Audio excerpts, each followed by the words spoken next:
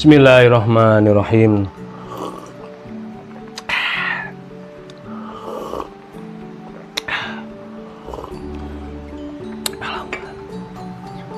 Halo, assalamualaikum warahmatullahi wabarakatuh. Alhamdulillah sahabat-sahabat GSN dimanapun Anda sedang berbahagia. Dan tentunya selamat berbuka puasa, selamat beribadah di dalam bulan suci Ramadan ini, sholat taraweh, tadarus dan lain sebagainya. Mudah-mudahan seluruh amal ibadah kita diterima oleh Allah Subhanahu wa taala. Amin Allahumma amin.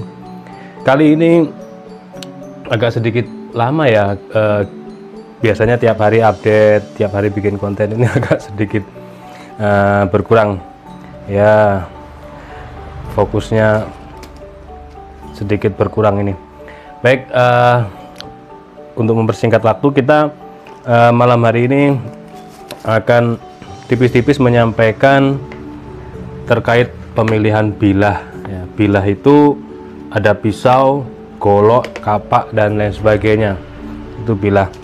Nah, di sini kita sampaikan bukan niat untuk menjatuhkan produk atau pihak manapun, tapi hanya sekedar untuk edukasi.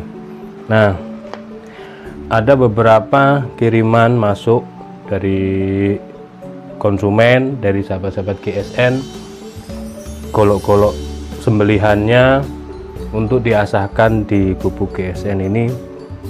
Yang pertama ini punyanya Bapak Suryanto yang ada di Serang kalau nggak salah, apa di mana ya, pokoknya Jawa Barat sana. Komunikasinya dengan Bu Admin dan barang saya terima 3 piece ini.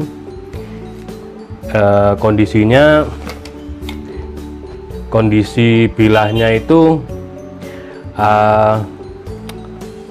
berkarat ya, kering dan berkarat, bercak-bercak karat gitu. Itu biasanya setelah penyembelihan lupa tidak dicuci bersih.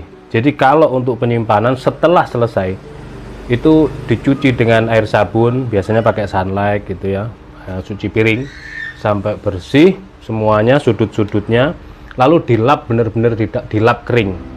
Selanjutnya dikasih krim oles bilah. Kita ada ya di atas ya, yang di atas sih barangnya nggak kasih contoh, tapi sudah sering sekali saya sampaikan itu untuk penyimpanan jangka panjang. Semisal tidak ada, bisa diganti dengan singer oil, baby oil, minyak zaitun, minyak goreng, boleh. Bahkan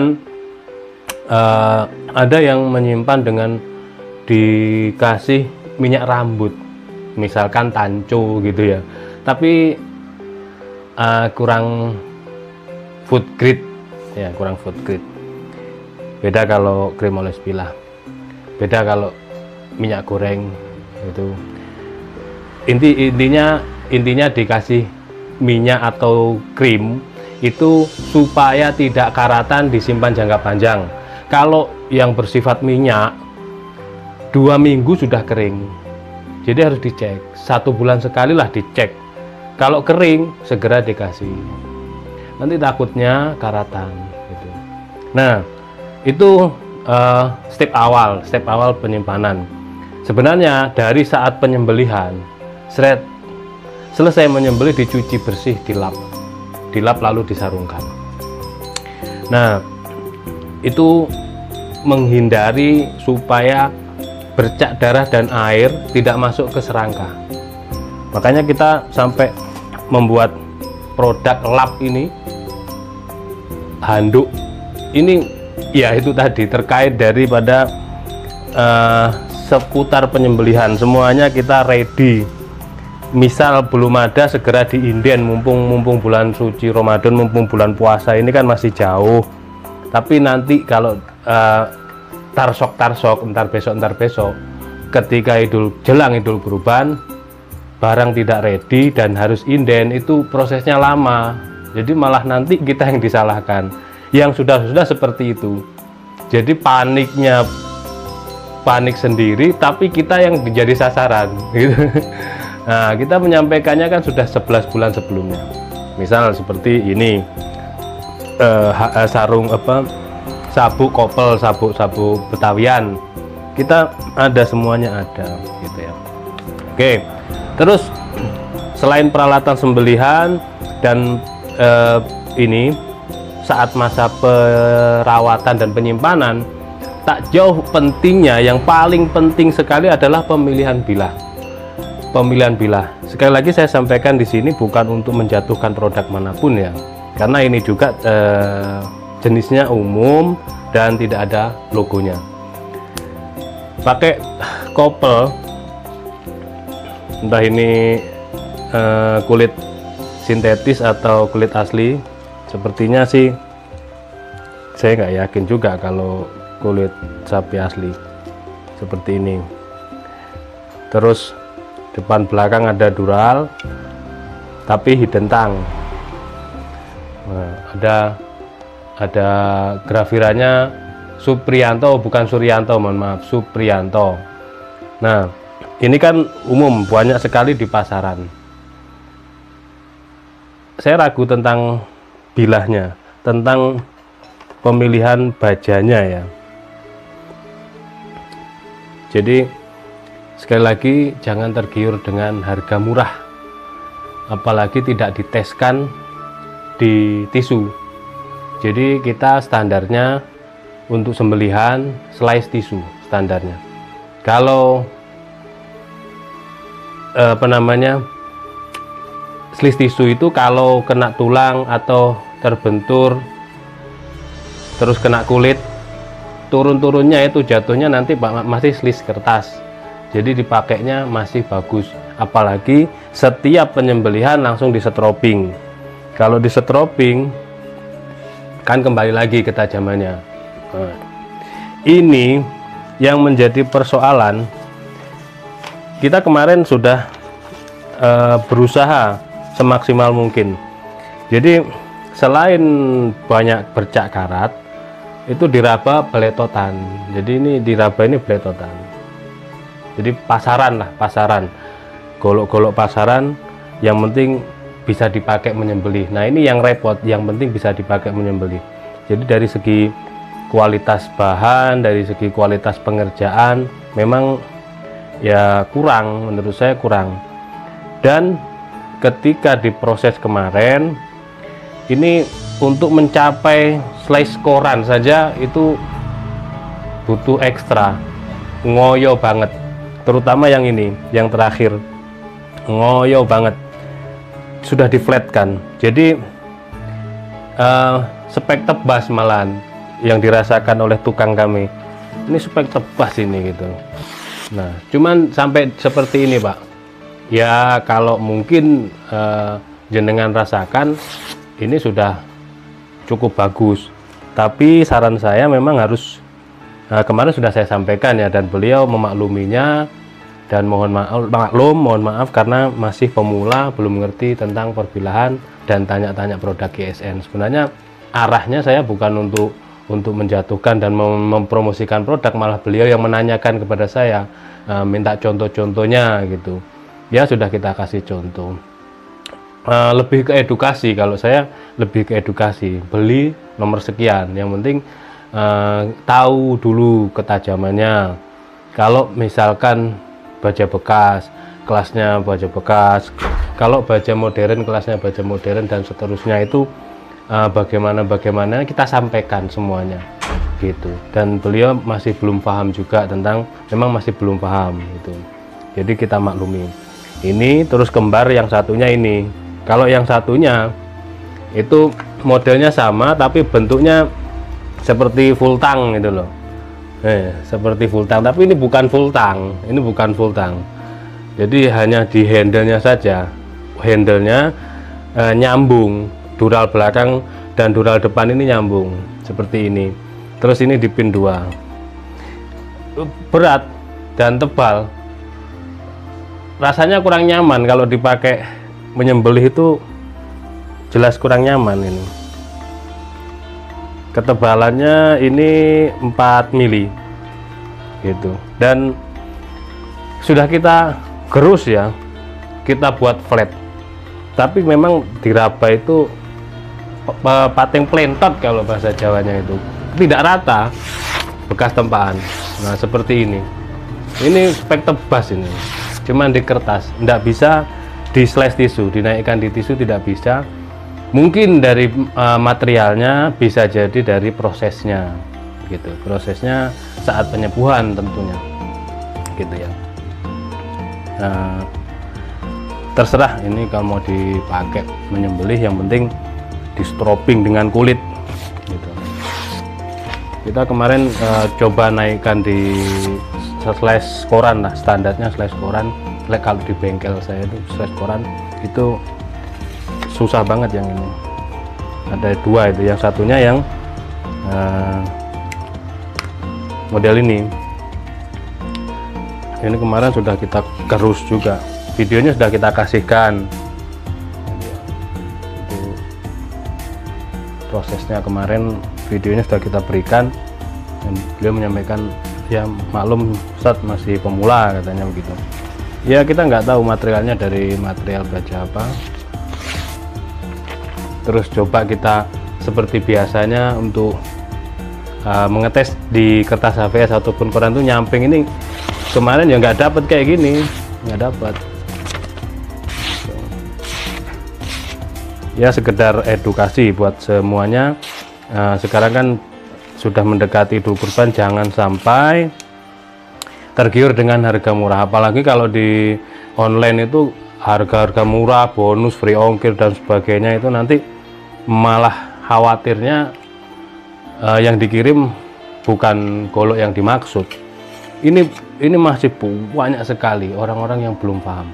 Kalau yang di dunia perbilahan sih ngerti, tahu, karena ada harga, ada rupa, ada kualitas tentunya.